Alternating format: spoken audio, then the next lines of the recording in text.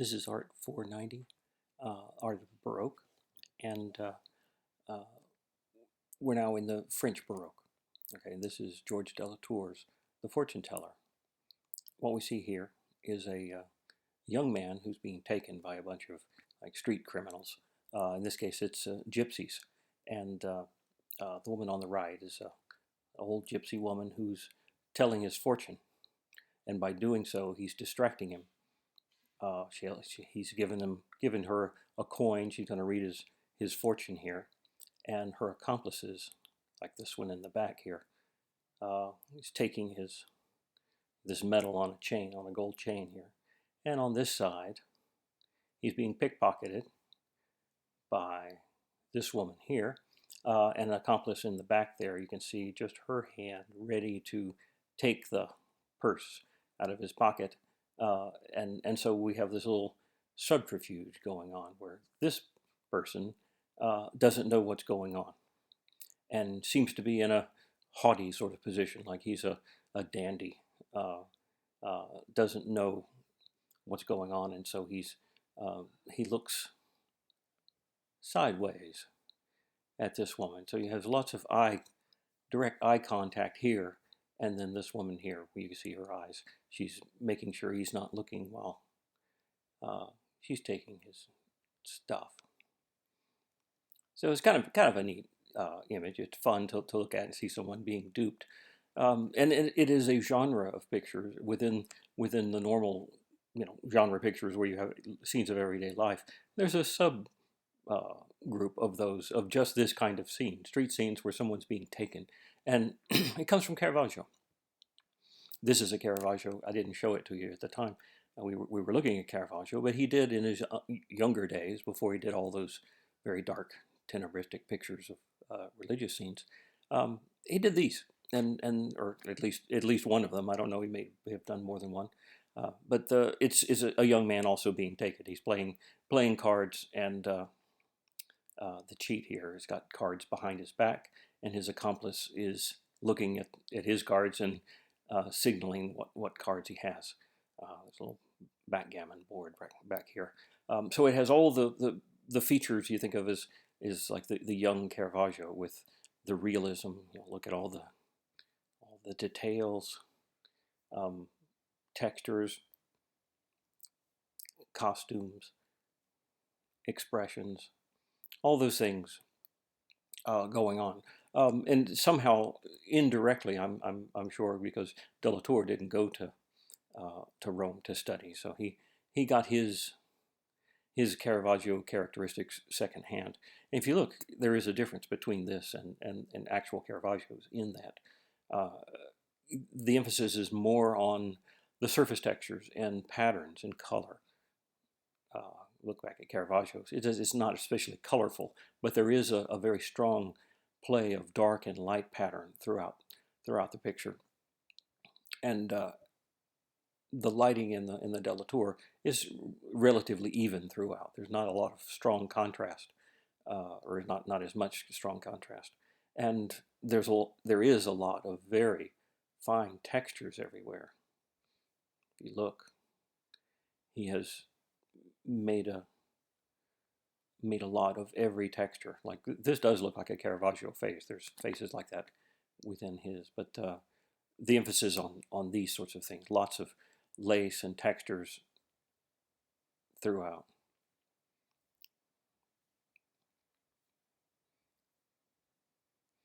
So as a French artist, there's slight differences between this one and the source. And that difference is accounted for by the fact that he's more of a northern artist. He got his Caravaggio characteristics probably from studying Dutch and Flemish art, rather than directly through to Caravaggio.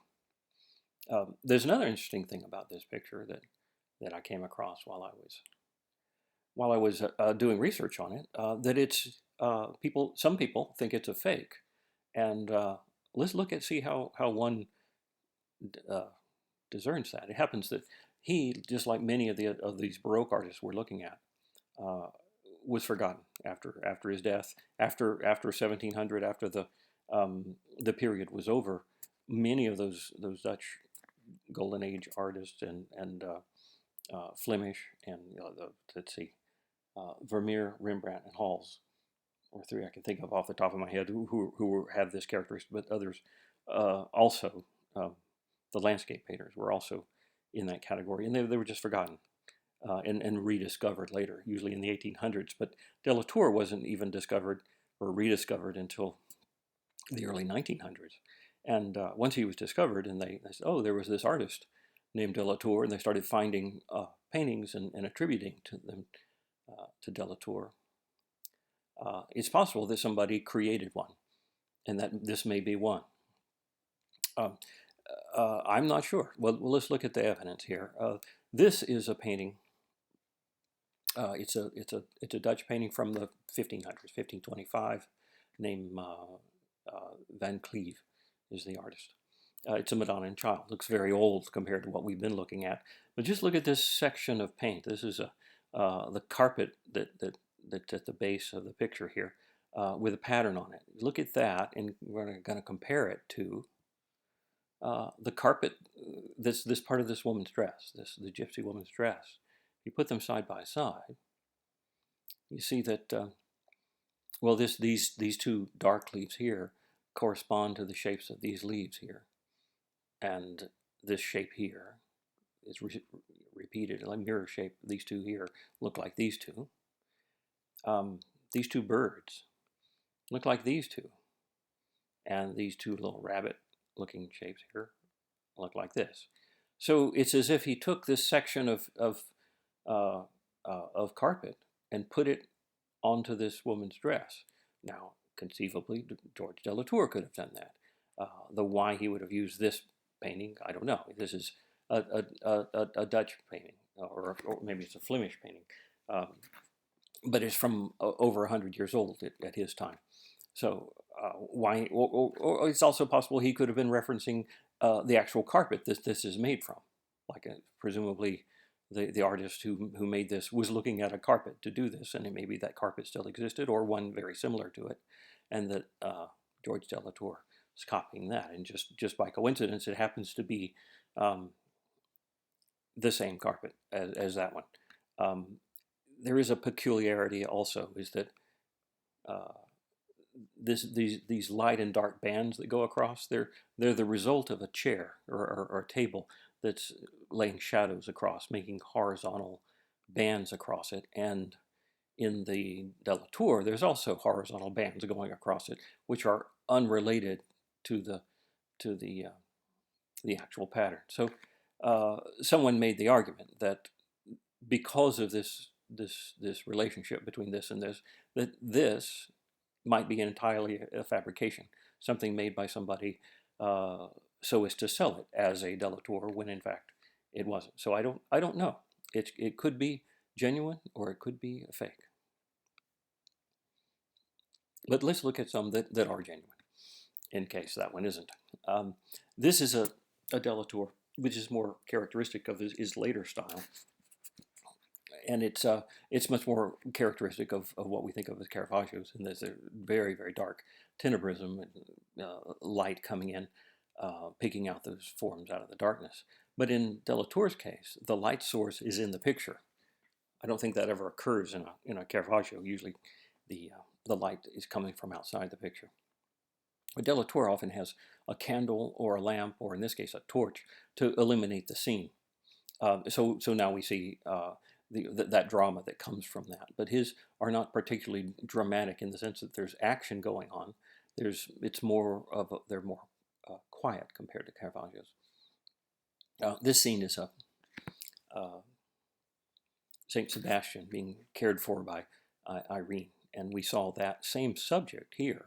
This is the Dutch artist who sort of brought the Caravaggio to Northern Europe, brought the Caravaggio style. So look at this. This looks sort of like a Caravaggio in some characteristics, like the realism of the figure, that awkward sort of pose, the diagonal light coming in like this, but it doesn't have the huge contrast of dark and light like Caravaggio has. Like Caravaggio would not have this, sunrise or sunset scene over here. This would all be black. Otherwise, this is very much like a Caravaggio. Delatour makes his much more like a Caravaggio in that it's mostly black, except that he puts the light source within the picture. Another feature is that he simplifies things, like the forms. Look at the shape here. It's like his abdomen is like a plane, a flat plane here, and this, the surfaces are very simplified, almost geometricized. Uh,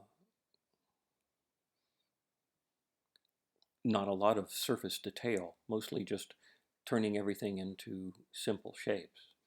Light illuminates one facet, and then another facet is in shadow. So that's Delatour's a typical picture, and the one that we have on our list is called Mary Magdalene.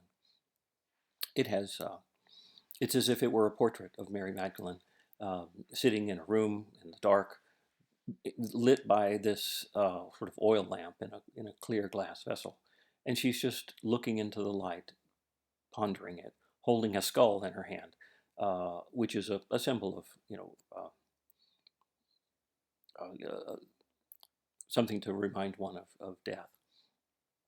So, looking at this, I mean, we see it has characteristics of Caravaggio in the dark tenebrism, except for the fact that the light's in the picture. But Caravaggio never did a picture like this, where there's just a portrait of a person just sitting and looking at a light, or just such a quiet scene. His has more action to them, or there's more drama, more something going on. This kind of looks like a Vermeer, in the sense of just a single figure in a room, just being quiet and still, and just having being about light. And so that aspect is like a Vermeer, but I wouldn't expect Delatour to have ever seen a Vermeer. But that quietness, the fact that there's nothing going on, is more typically a Delatour, in that it's just it's a simplified version of a Caravaggio, where it's just about the light and light playing over surfaces. Look again at the simplification of forms, like her arm. The light hits the arm here and creates this facet of light, and then a facet of darkness over here. Very little inner details of stuff. It's mostly just whatever the light hits, it just sort of washes it out, and wherever the light's not hitting, it's in darkness. Look at her feet here. Her leg there's no modeling within the leg. It's all simplified. Look at this foot in relationship to Terbruggen's foot right here. It's almost in the same pose. Terbruggen is also being like Caravaggio, but he's taking that aspect of Caravaggio, which is more interested in the realism of forms, and the way the light's playing over individual forms at a much granular level, I guess, at a level where you can see all the little details. And whereas Delatour is not interested in the little details, he's looking at the major forms and how light is playing on them. When he does do some realism, like for example the books, and this what looks like a whip, is he does there's lots of detail in a very small area, and just in a few selected places, but it's mostly solid areas of smooth color, or at least a little grainy sort of color. Here's a detail of just the books.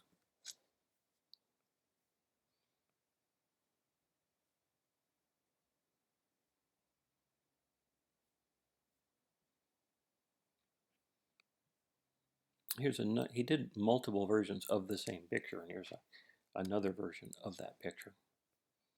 A little bit more glossy, I think.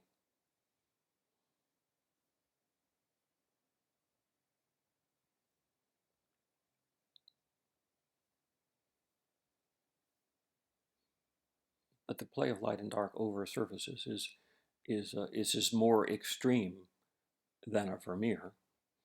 Vermeer has a play of light over surfaces, but it's more about the surface texture and color and how that is affected by light and reflected light.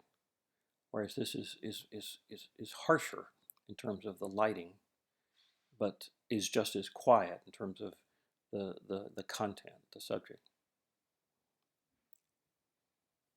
And then the other example that we have is called Joseph, the carpenter. And Joseph's, the father of Jesus, and Jesus as a boy here. This is not a story from the Gospels. It's sort of one can. It's an imaginative image, like something. He since Joseph was a carpenter, and he must have taught Jesus some carpentry. And here's an example of Jesus as a young boy holding the light while his father is working. So it is as if you took a genre scene, like a scene of everyday life. There really are carpenters who work like this, and presumably on occasion they work in the dark with somebody holding a candle for them.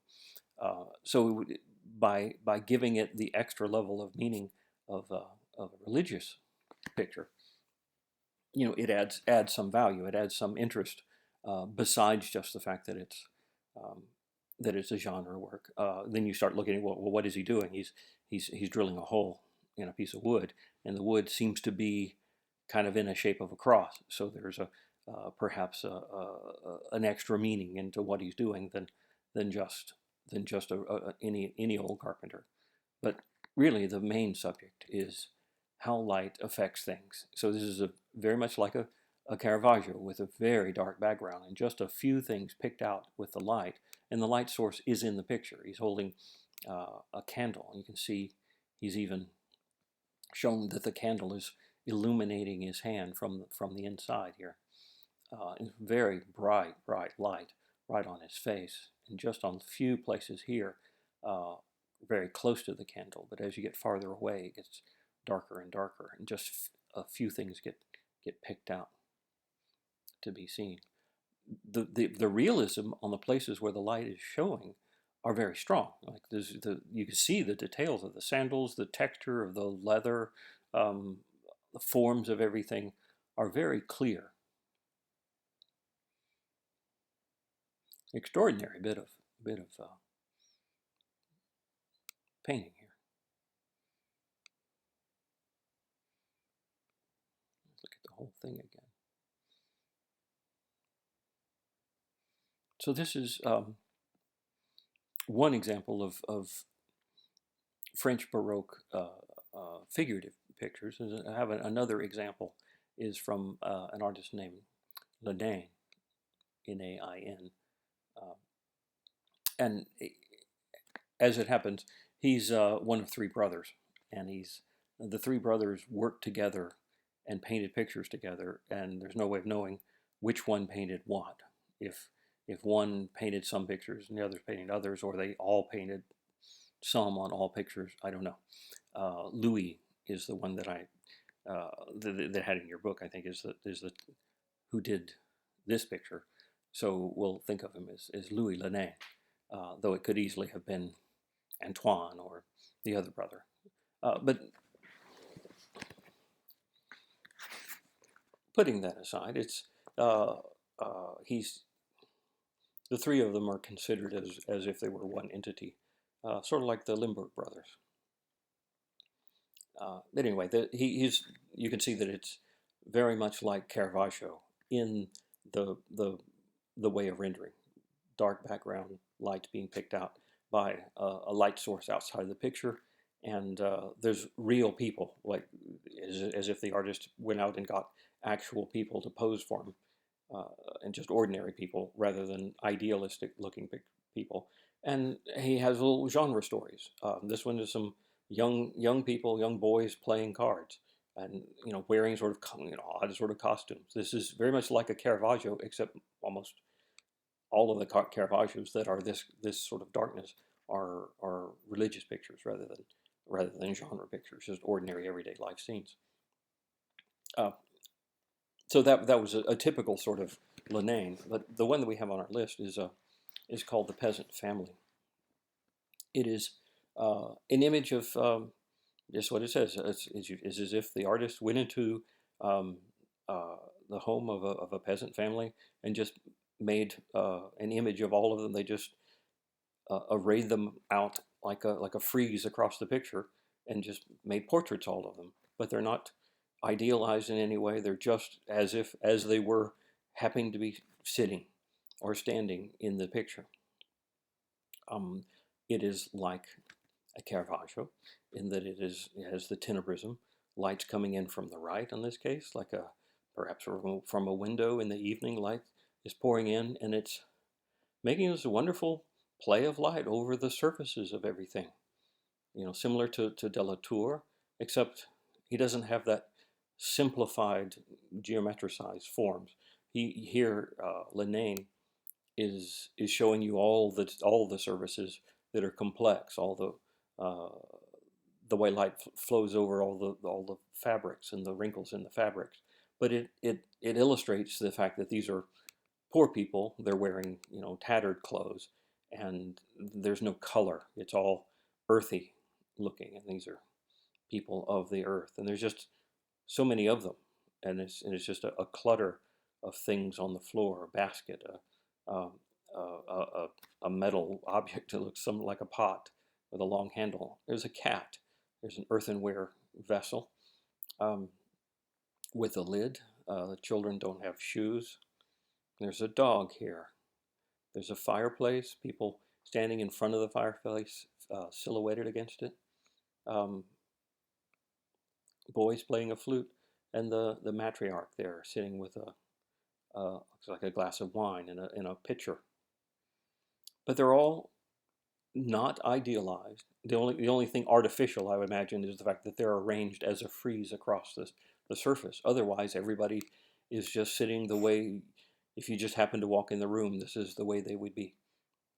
So it has that degree of realism about everything. But who would want this? I mean, these people probably wouldn't be able to afford to have their portrait made. So uh, it would be the middle class or upper middle class, people who perhaps had merchants or had worked their way up, and once they are in a financial position where they can buy paintings uh, and decorate their house with them. One thing that they thought was interesting was images of the kind of rural poor uh, that in the simple life, I guess you could say, or um, the more genuine, honest people, rather than the kind of urban thing, which I imagine you have to be urban to be able to afford a picture like this. I have another version of it, which doesn't have color, but it is not cropped on this side. So you can see there's one other person here sitting. There's a girl sitting next to the fire, and you can also see how this figure is silhouetted against the darkness. Kind of an interesting, clever uh, depiction there, with to have such a variety of ways of depicting everyone. So I think there's maybe 9 people in all, 2 animals. Okay, so those Nain, Latour are 2 examples of French Baroque who are more earthy and Caravagesque and uh, and depict uh, ordinary life. But I guess now for something completely different, there's uh, the next artist. His name Rigo, Hyacinth is his first name, which is not how you would pronounce it in French. Uh, but Rigaud, Rigaud. Uh, his job was to be the portrait artist for the King of France, and it is very much different in many different respects, except that ultimately the origin of this style goes back to Caravaggio. The tenebrism and the realism goes back to Caravaggio, just like the other ones. But in this case, because the patron is the King of France, it's Louis XIV, the Sun King. the artist has made this, sumptuous, lavish extravaganza of color and texture and form, uh, so as to please the monarch. And this is not just any king. This is um, a king who was an absolute monarch. That is, he had complete power of the state. In fact, he's the one who famously said, "I am the state." So the entire kingdom of France is embodied in this one person. So in this image had to be expressed all that is, grand and special about the French state, and and and it's all, bound up in the symbolism of, say, let's see, a man standing with wearing ermine. This is this white with the little black dots. That's ermine. It's kind of a white weasel or ferret uh, that they use the fur from to make the underside of this cape that he's wearing, with purple and gold fleur-de-lis, symbol of royalty, symbol of France. This is Charlemagne's sword. He's wearing he's wearing on his hip there, and he has the scepter from, I guess, his ancestors, the scepter of kingship. He's holding it upside down as if it were a cane. He has the royal the crown here. There's another scepter over here, the one that's sort of in a blessing gesture. It is on this purpley velvet cushion with gold, more fleur-de-lis, symbol of justice over here. And he's just as lavishly dressed as one can imagine, uh, given the wealth of the French state. Um, I forget what this was called. There's a description of, I guess I should look it up on Wikipedia, what all this stuff means. This is cross, the medals, it all has meaning, symbolic meaning. Just even the column here, just that the permanence, the power, the strength of a column, but also the reference to the Roman Empire and his being um, an emperor. I mean, all these things are all symbolic. Um, and this is him at the way he looks. Well, I guess he's 63 years old when this is, for the wearing his coronation robes, having this picture made. So he's an older man, but if you look at his legs look like, a young athletic kind of leg. So he's, you know, idealized in many different respects, but all at the same time, uh, the artist has made you see every surface texture and material exactly as it is and as it would be if light were streaming in and pouring in within a dark room, so as to get this, wonderful contrast of light and dark, so you can feel the forms of every shape and an object and texture. Compare this, say, to this. We saw this is the Van Dyck portrait of Charles the First.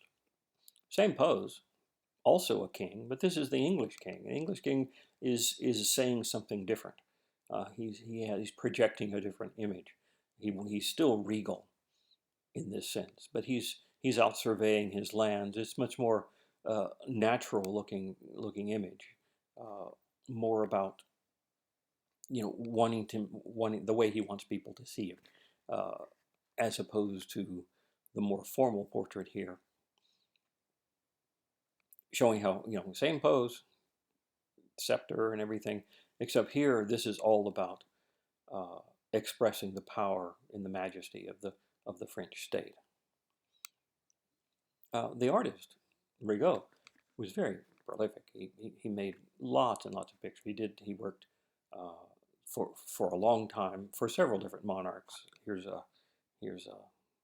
the great grandson, or the grandson, I think, of of Louis. This is Louis XV, in his coronation robes when he was younger, and then later he did one when that same man was older. So he was the man to go to when you needed one of these giant, uh, state portraits of the monarch that has filled with symbols and and all that kind of stuff. So he would actually be more comparable, I would think, to if you were going to think of the source of all this stuff, Caravaggio and the Carraccis in Italy.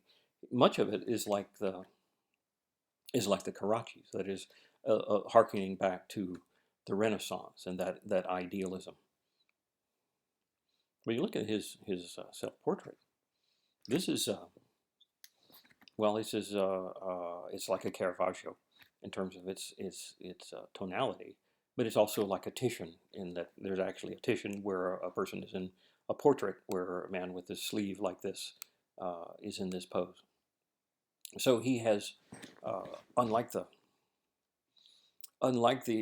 other French painters that we saw, he was someone who did travel around, who did study all of the art. He knew Caravaggios, he knew the Titians, he knew the Rubens, all of those things he was able to put and bring to bear into his pictures. So his are much more worldly and bringing all things together into one, so as to create this, extravagant image. And is a huge contrast between this and the kind of things that the other French Baroque painters. And it's interesting to think of the term Baroque, how broadly its meaning has to take up so many different things. That this is Baroque, whereas the French king is also Baroque. So the next we'll do the French Baroque for landscape.